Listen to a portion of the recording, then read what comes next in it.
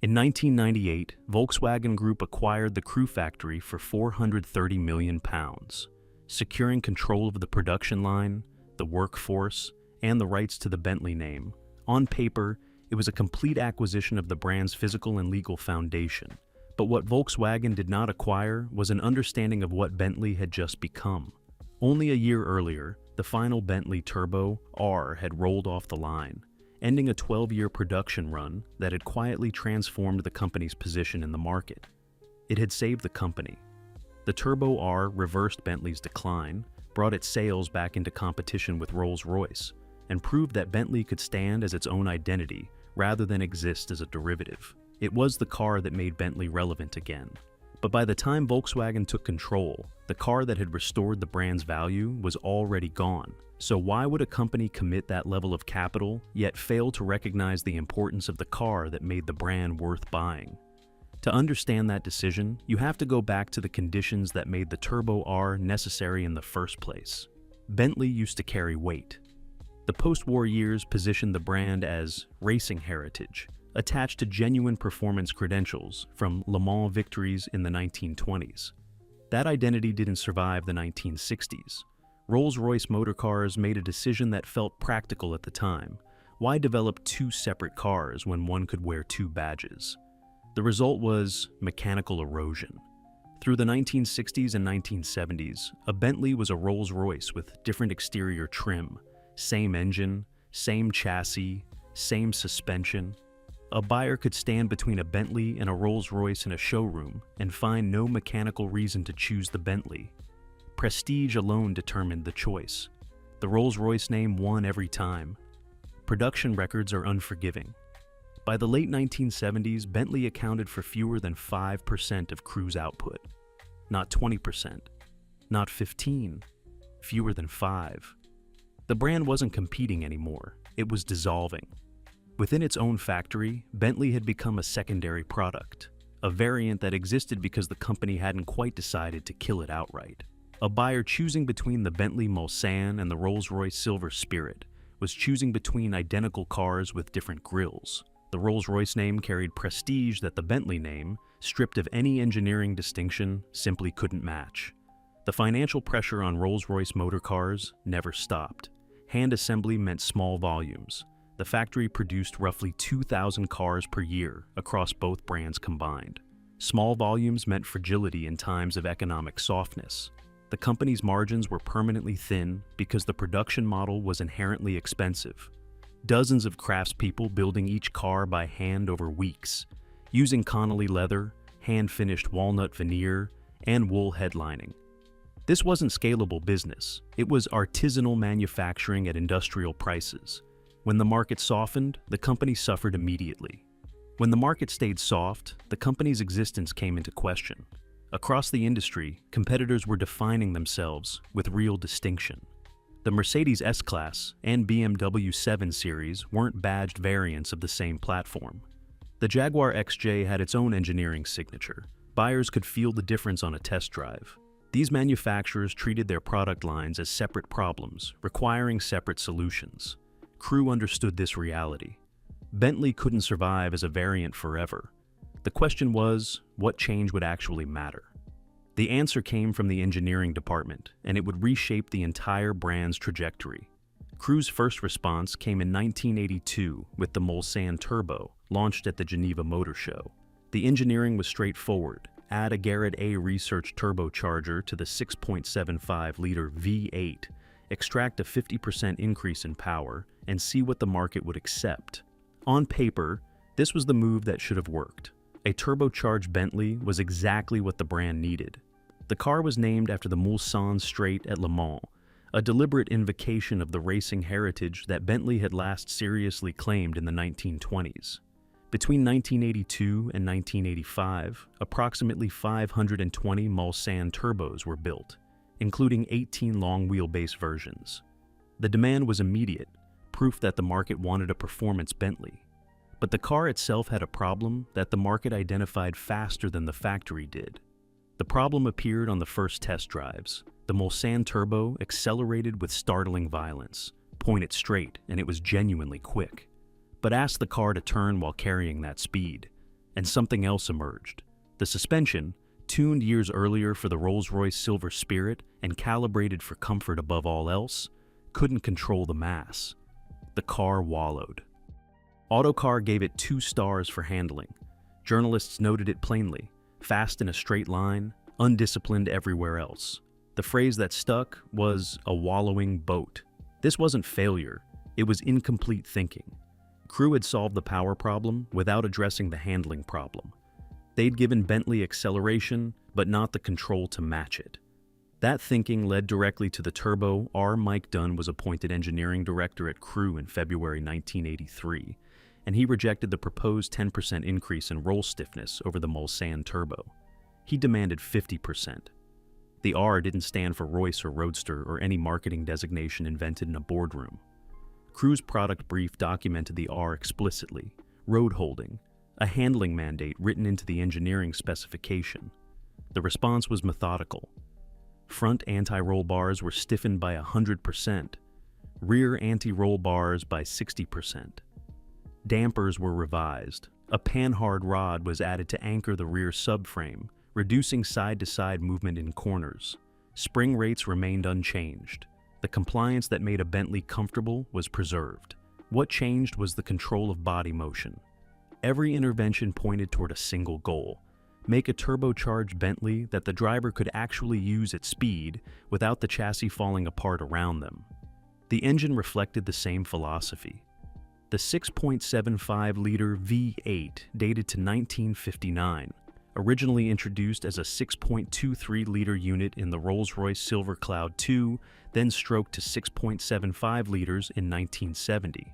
A pushrod design with 2 valves per cylinder, simpler mechanically than the overhead cam engines in European competitors. No variable valve timing. No multi-valve heads. No electronic complexity beyond what was necessary. The turbocharger was a Garrett A research unit, sized conservatively, not for maximum peak power but for the widest possible operating range and the longest possible service life. Early production ran without an intercooler, which limited sustained boost and restricted peak output. This might look like compromise. It was actually precision. Conservative boost pressure meant the turbocharger's bearings stayed cooler and lasted longer. Simpler oil cooling meant fewer variables to manage in a hand-assembled engine. The entire installation reflected a fundamental understanding of what Crew's production model actually permitted. You couldn't develop a temperamental, highly strung engine if your annual output was 300 units assembled by craftspeople over weeks. Every engine had to work. Every engine had to last. Every engine had to survive being serviced by mechanics who might never have seen another one. The Turbo R's engineering answered constraints that BMW and Mercedes never faced. The constraints of a manufacturer that built fewer cars in a year than Stuttgart built in a day. The transmission carried the same pragmatism to its logical conclusion. The GM TH400 3-speed automatic was the same gearbox used in Chevrolet trucks, Cadillac sedans, and GM commercial vehicles since the late 1960s. One of the most extensively documented and rebuilt automatic transmissions in history. Not chosen because it was convenient, but because it was proven across millions of units and serviceable at any transmission shop in North America without specialist training. The absurdity of the specification, a General Motors truck transmission in a hand-built British luxury saloon costing over $150,000, was actually its greatest asset. Crew sourced ruthlessly, engineered purposefully, and built margins into every system that mattered. The TH400 was the embodiment of that philosophy. Choose the component that will never leave the owner stranded, regardless of what badge it wears. The Turbo R launched at the Geneva Motor Show in 1985 with specifications that Rolls-Royce motor cars kept deliberately vague. The turbocharged V8 produced what the owner's manual described simply as sufficient power. No horsepower figure appeared in any official documentation. No torque rating. Nothing quantified. This wasn't coyness, it was corporate policy, maintained across all Crew products of the era. The company held a philosophical position that quantifying performance reduced something qualitative to something commercial. Period estimates from road tests consistently cite approximately 296 to 300 horsepower, with roughly 487 lb of torque at 2,000 revolutions per minute. But those are estimates. The factory never confirmed a number. Every horsepower figure ever published for the Turbo R is an educated guess from a road tester, not a specification from the manufacturer. Period journalists found the approach maddening and fascinating in equal measure. Car Magazine's test provided the measurement that mattered: 0 to 60 in approximately 6.6 seconds, with a 400-pound luxury saloon doing the accelerating. Motor Trend, reviewing the car on its U.S. introduction in 1989, called it the first Bentley in decades deserving of the famous name. The praise wasn't about straight-line speed alone. It was about what the car felt like when you asked it to do something other than cruise in a straight line. The handling comparison against the BMW 7 Series established the real story.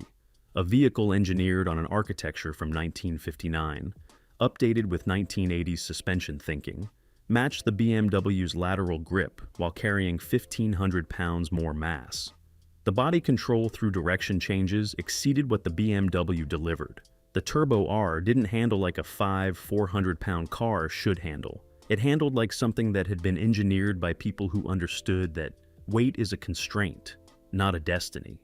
That suspension geometry and damper tuning and anti-roll bar sizing could overcome mass if you committed to the engineering rather than surrendering to it. The engineering margin that Crew had built into the original V8 platform suddenly revealed its purpose. That displacement, 6.75 liters when competitors were using 4 and 5, those structural margins in the block and heads had been sized not for 1959 performance, but for development potential that stretched decades forward. The original engineers had built an engine with excess capacity. Their successors exploited that capacity with a turbocharger and suspension work, and the result was a car that shouldn't have been possible from a factory that built 300 units a year by hand. Cast aluminum alloy wheels were standard equipment, a first for any Bentley production car.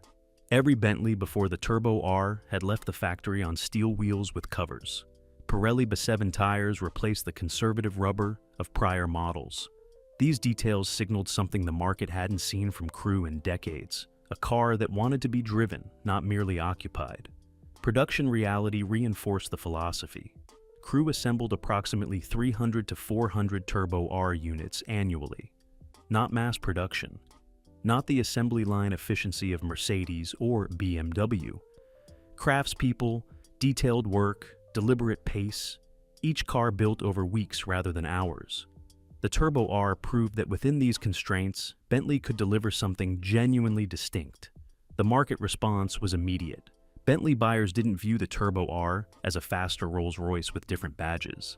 They saw a Bentley that finally felt like a Bentley, a car with performance credentials that justified its existence as a separate brand. The numbers moved quietly at first, then with a force that surprised even Crew's management. By 1986, 1 year after the Turbo R's introduction, Bentley accounted for 40% of combined output, up from under 5% just years earlier. By 1991, Bentley achieved sales parity with Rolls-Royce for the first time since the 1950s. The mark that had nearly dissolved into irrelevance had become the factory's dominant product. The reversal was complete and documented. One product decision, executed with engineering coherence, had reversed a brand's commercial decline within 6 years. The car evolved through its production run, with methodical updates that reflected how Crew learned from ownership experience. From the 1987 model year, identified by the 20000 series chassis numbers, the original Solex 4A1 carburetors were replaced by Bosch MK Motronic fuel injection, which substantially improved cold start behavior, throttle response, and emissions compliance. ABS brakes arrived at the same time. For collectors, the 1985 and 1986 models represent the only years of turbocharged Bentley wearing carburetors, an artifact of engineering continuity that lasted exactly 2 years before electronic fuel management took over. Later production added an intercooler to the turbocharger installation, cooling the incoming charge and allowing modest power increases without raising boost beyond what the engine could sustain indefinitely. Estimated output climbed from roughly 300 to 355 horsepower in intercooled versions. In the early 1990s, the TH400 3-speed automatic was replaced by the GM 4L80E 4-speed electronic automatic, adding overdrive for improved highway refinement. Rolls-Royce reportedly tested the 4L80E over 1 million miles before approving it for production, then calibrated its shift quality to standards that exceeded GM's own luxury vehicle specifications. A truck transmission, tested for 1 million miles, refined until it shifted like something costing 10 times as much. That was cruise engineering philosophy in a single component. The model line branched as the core identity solidified. The Turbo R long wheelbase appeared, extending rear seat space for the chauffeur-driven market. From 1995, the standard wheelbase body was discontinued, and the long wheelbase became the default Turbo R specification. The Turbo RT arrived in 1997. Higher boost, approximately 400 horsepower, a top speed limited to 150 miles per hour, and a U.S. price of $211,600, roughly $65,000 above the Turbo R. The Turbo RT Mulliner followed as a special order-only variant for 1998, the final evolution of the line. Approximately 7,230 Turbo Rs were produced across the full run, with another 252 Turbo RTs. Each variant reinforced Bentley's positioning as a performance-first brand. The 6.75-liter engine's longevity became the quiet proof of everything crew believed about engineering philosophy. The original 1959 architecture had been designed with structural margins that exceeded its original performance requirements by a factor that the designers themselves probably couldn't have predicted.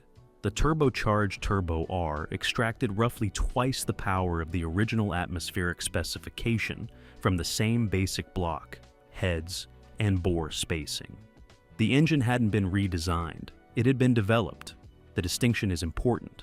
Development means the original architecture contained enough excess capacity that future engineers could exploit it without starting over. That's not luck. That's the consequence of sizing things larger than you needed to, building things stronger than the immediate specification demanded, and trusting that someone down the line would find a use for the margin you'd provided. Throughout the 1980s and 1990s, Rolls-Royce motor cars operated under Vickers plc, a British engineering conglomerate whose core business was defense and industrial equipment. The company made tanks, marine propulsion systems, and medical devices. Luxury cars were a sideline, prestigious but perpetually demanding of investment. Vickers accepted the financial volatility inherent in hand-assembly luxury car production because the brands carried prestige that exceeded their commercial weight. But the company never had the resources to modernize the product line at the pace the market demanded. By the mid-1990s, with Bentley representing a genuine commercial success thanks to the Turbo R's reversal, the business case for crew had solidified. Bentley was outselling Rolls-Royce. The factory was profitable. The products had credibility. But Vickers faced a fundamental problem. The engine architecture still traced to 1959. The 6.75-liter V8, however magnificent in character, was increasingly difficult to justify against tightening emissions regulations and the sophisticated DOHC engines that European competitors were deploying. Developing a modern replacement would require hundreds of millions in investment that Vickers couldn't justify against its defense priorities. The company wanted to focus on its core business. The luxury car division, for all its prestige, was consuming management attention and capital that Vickers needed elsewhere. BMW and Volkswagen both bid. BMW offered £340 million. Volkswagen, whose chairman Ferdinand Piëch was on a buying spree of famous Marques, offered £430 million and won. The transaction appeared straightforward. Volkswagen acquired the crew factory, the workforce, the engineering heritage, and the Bentley brand outright. Then the complexity emerged. The Rolls-Royce name and the RR logo were not owned by Vickers. They had never been. These assets belonged to Rolls-Royce plc, the aerospace company, a completely separate entity that had been split from the automotive division when the original Rolls-Royce went into receivership in 1971 and was nationalized by the British government. The luxury car manufacturer didn't own the name it had been carrying for decades. It had been licensing it. Rolls-Royce plc chose to license the name and logo to BMW for £40 million, partly because of existing business relationships, and partly because BMW held a trump card, the engine supply contract. BMW could terminate its supply of V8 and V12 engines to Crewe with just 12 months' notice, and 12 months was not enough time for Volkswagen to re-engineer the cars to accept different power plants. The leverage was absolute. The result was one of the most unusual corporate splits in automotive history. Volkswagen got the factory, the workers, the Bentley brand, and the car designs. BMW got 2 words and a logo, Rolls-Royce, for a fraction of what VW had paid for everything else. Many commentators called the name purchase the better bargain. A transitional agreement allowed VW to continue using the Rolls-Royce name through December 31, 2002. From January 1, 2003, BMW's new subsidiary began producing Rolls-Royce vehicles at a purpose-built factory in Goodwood, West Sussex. A complete break from Crewe, staffed fresh, built from nothing.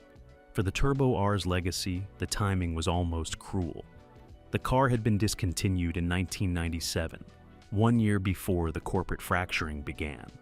The vehicle that had saved Bentley from irrelevance exited production at the exact moment its story would have been most valuable as a foundation narrative for what came next.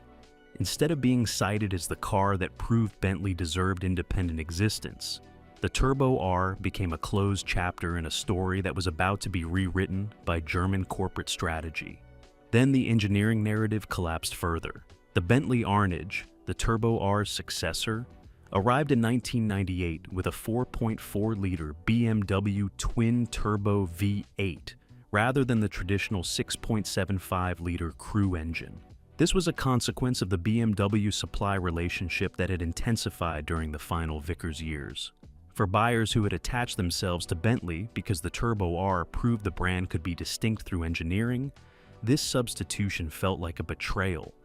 The engine that had sustained Bentley's identity from 1959 forward, the engine whose excess capacity had made the Turbo R possible, whose sufficient power had never needed to be quantified, was gone. Replaced by a unit engineered in Bavaria for a market Crewe didn't control. The buyer and dealer response was immediate, documented, and severe. Bentley owners didn't want the BMW engine. They wanted the familiar character of the Crewe V8, the low-end torque, the effortless surge, the sound that belonged to no other car in the world. Volkswagen, now in control of Crewe, eventually responded by re-engineering the Arnage to accept the 6.75-liter with twin turbochargers, reinstating the traditional engine from the 2001 model year onward. The Turbo R's engine had outlived its own replacement's replacement. Think about what that means. The architecture that the Mulsanne Turbo had first exploited in 1982, that the Turbo R had proven commercially from 1985, that Vickers had tried to retire in 1998 by substituting a BMW unit. The market demanded it back. And it came back because the engine was still being built at Crewe, because the tooling still existed, because the institutional knowledge of how to assemble and calibrate that engine still resided in the workforce that Volkswagen had acquired. The Turbo R's legacy survived the brand split, not through corporate planning, but through customer demand that forced a reversal of the corporate plan.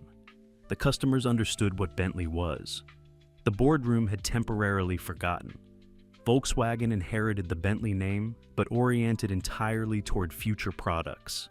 The Continental GT arrived in 2003 on a platform derived from the VW Phaeton, bearing little aesthetic or philosophical connection to the hand assembly tradition that had produced the Turbo R. BMW's Rolls-Royce narrative ran in parallel but separate. The Goodwood factory built from nothing, designed to represent a complete break from Crewe's past. Neither company had reason to emphasize a product that belonged to neither company's vision of the future. In this reshaping, the Turbo R became a footnote. The car that had demonstrated Bentley's capacity to exist as a distinct brand essentially vanished from corporate memory. Neither Volkswagen nor BMW needed the story. The 12-year narrative of engineering-driven resurrection was not erased so much as abandoned.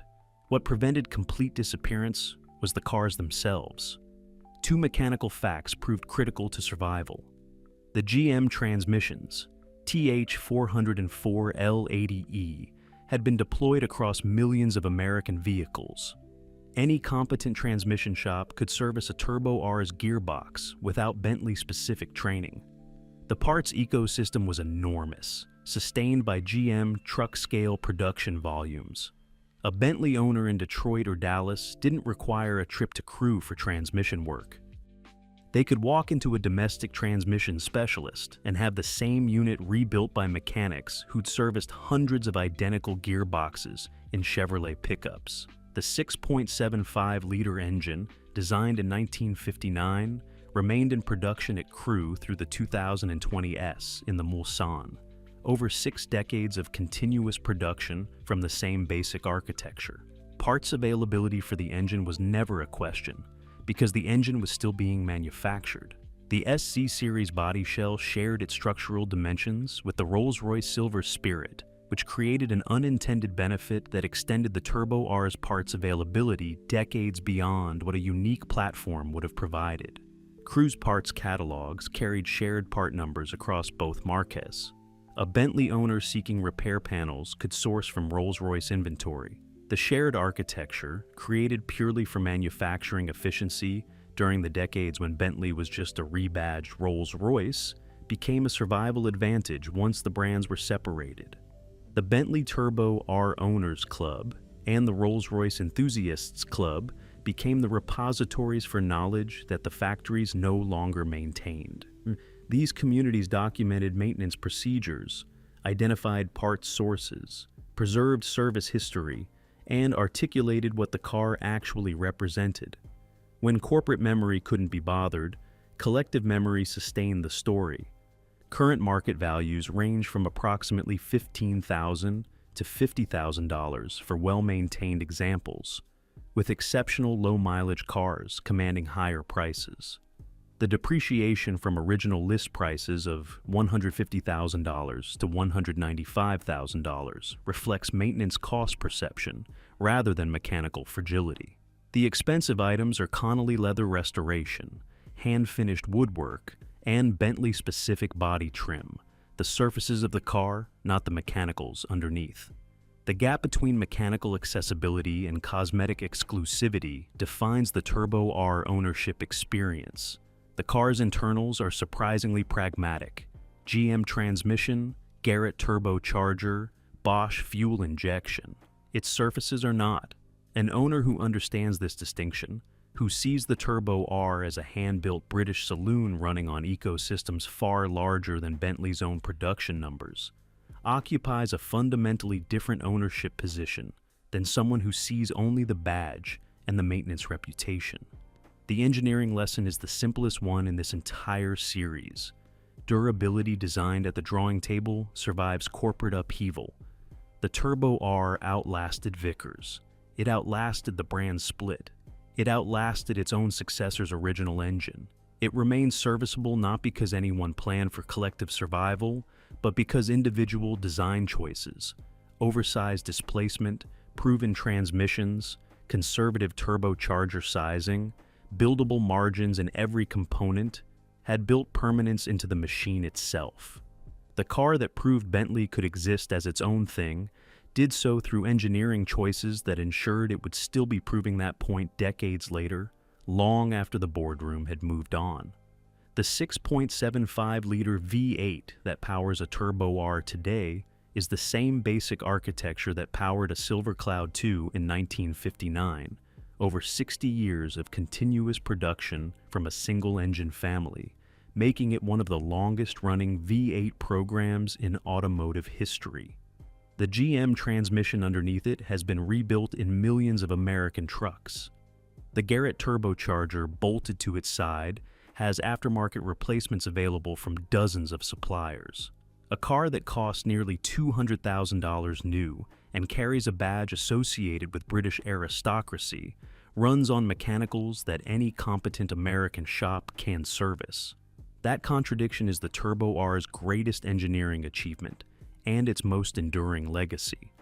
The Turbo R proved Bentley deserved to exist as its own thing. 12 years of engineering that outlasted the companies that built it.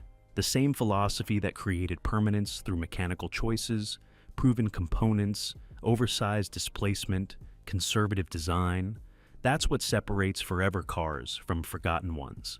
Now, click on this next video to see how the Lincoln Town Car applied that exact same logic. A car engineered not for a single model cycle, but for decades of ownership. A car that trusted durability over trends. That's the engineering that actually lasts.